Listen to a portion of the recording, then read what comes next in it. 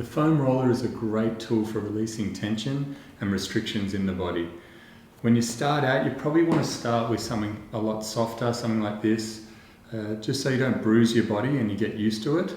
Once you've been doing it for a while, you can go to a harder roller and work your way up. This one is quite firm that I'm going to use, and it's got these knobbly bits on it as well, which I find are more therapeutic, and it just gives me a better release. But by all means, don't rush the process, otherwise you have bruises all over your legs and it won't look good, and it won't be a pleasurable releasing experience that you're after. It's just going to be traumatic and you're not going to want to do it. So graduate to the harder ones as you work along. I like to do a thigh routine first, so I work my way right around the thigh, going from the adductors into the quads, into the hamstrings, working right around, and I do that left and right. So let's get started on that. So I'm going to come down onto the forearms. I've got my core active when I'm doing it, focusing on just relaxing and releasing the tension using my breath. And I'm going to go from the groin to the knee. So here I come right up into the groin and then come out to the knee. And if I find a good spot, I'll stay on it, and then I can flex and extend. So extend the leg and then flex the knee back and forth, slide that muscle along and sandwich it between the roller and the bone. Then I'm going to turn 45 degrees, go right up into the groin, come right down to the knee. Just get some reps there. Now if you feel okay there, you just keep moving. You just want to use the routine to self-assess. But if you've got something you want to work on, you might stop there. Usually you get about 2 or 3 spots in a muscle, unless it's really a strong restriction that you want to work on. But I like to just kind of keep moving through so I can get the whole routine done in a short amount of time. So come right up into the hips. You can pulse a little bit, or you can just stay on it. And then you can do the curls as well, and that'll dig in a lot deeper. Go onto the lateral quad. And it's important to move seamlessly from one to the other, because that's what saves you a lot of time. If you're going from one leg to the other, left, right, as you're doing it, you're going to take a lot longer to do the routine. So here I'm moving up and down that lateral hamstring. Now, with the hamstring, you're going to find that the roller's a lot blunter for the hamstring compared to the other muscles on the thigh. You find that it's not as strong. This roller is quite good because it's got the knobbly bits on it, and it is quite firm, so I still get a decent release on the hamstring. But you might find that you just don't quite get the same release as you do on the other tissues. Going into the medial hamstring, into the adductor is quite good too. That way I've done 8 different lines around my thigh. Then I'm going to come in to the other leg and repeat the process. Going through the adductor and just moving along that line. Then I can turn 45. Once you get it down, it's quite efficient, and that will make the difference as to whether you're going to do this routine consistently, or you're just going to think that it's something that just takes too long. Whereas if you can do it efficiently, not think so much about it when you're doing it, you're more likely to do it on a regular basis and really get the benefits. I like getting right into the top there where the hip flexor is, coming right to the knee, and then especially on this lateral line here at the top, you can get into that tensor fasciae lata. You can even do the hip movements to get in a bit deeper, internally, externally rotate, and you just want to get nutrition into those areas, release the tension, remove waste products. And you want to be able to control the amount of pressure with the hands and the other leg. So it's not too strong, but it should be around a 5 to 7 out of 10. Some of these, like the hamstring, you might find it's not as much. That's okay. You can put more pressure on it by putting the other leg on top of that one and getting a bit more weight. You can do the calves with the roller. I just find the massage ball is much more effective for calves, even though this version with this roller works fairly well. But you might want to just do a quick once over on them anyway. If you are doing the foam roller and the massage ball routines on separate days, you might want to get into the calves a bit anyway.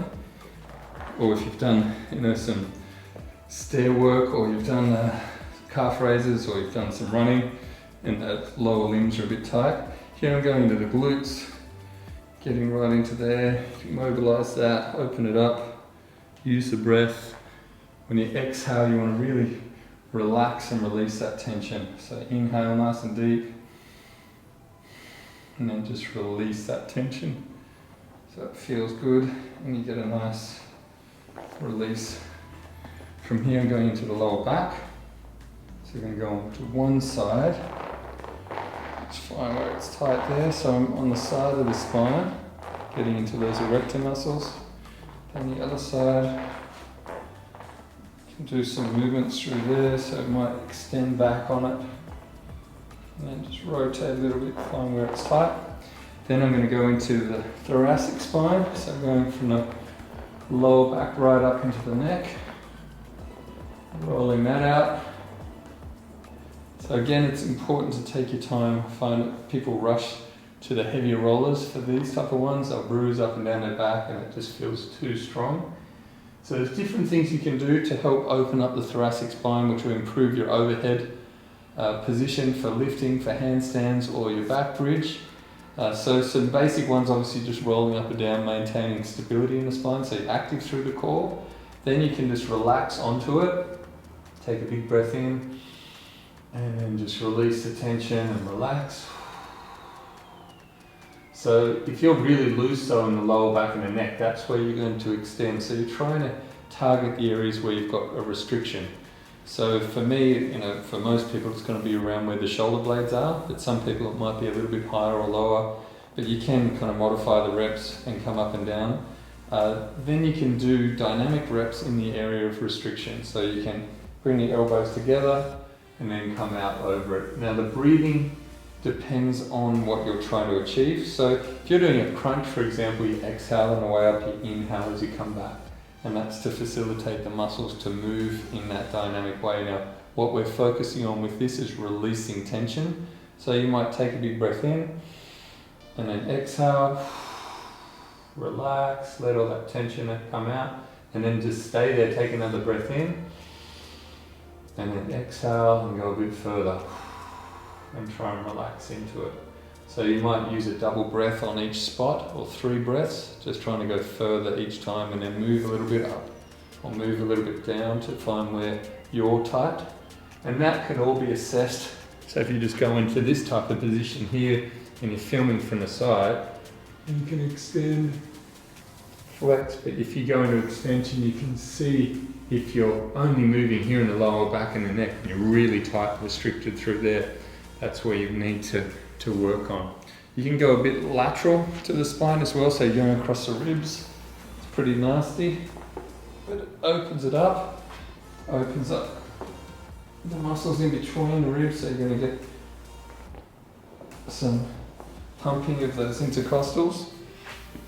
Some other good ones to do are going to be the lats. So I'm working in here, just coming into that armpit, going forward and back across the lat. And I can move it down a little bit, roll up and down, which can be pretty nasty if you're not used to it.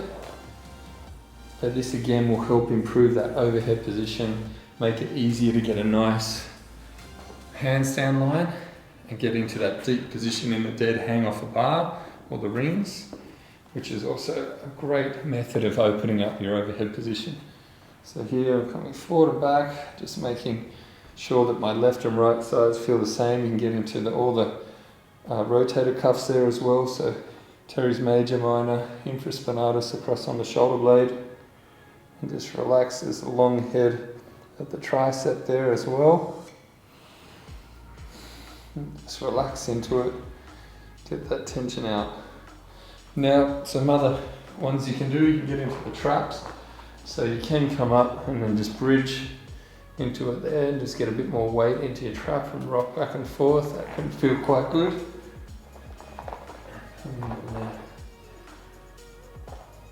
Now for the triceps, the forearms, the front of the shoulders, I recommend the massage ball over the foam roller as a tool to release those.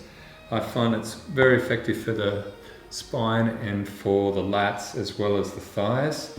That's what I predominantly use it for as a tool, but those Upper trap ones work quite well as well, because it's a blunter tool than using the ball and getting the ball in there, but it's quite nice and you get a really heavy, thick amount of pressure going in there, and it disperses it and really gets some nice blood flow into those muscles. And that's primarily what you're trying to do, is you're trying to promote new nutrition moving into the area and removal of waste products.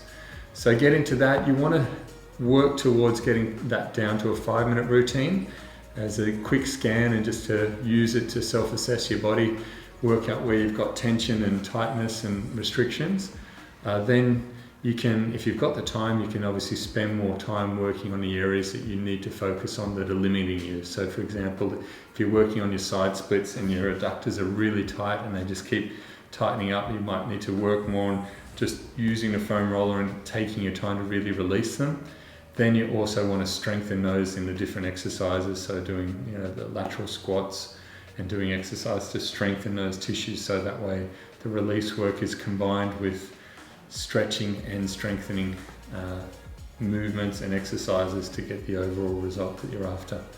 So enjoy it, get into it. If you want feedback on it, make sure you film it so I can see the positions you're getting into and how you're doing it, and that way it's easier to offer assistance. So enjoy, see you soon.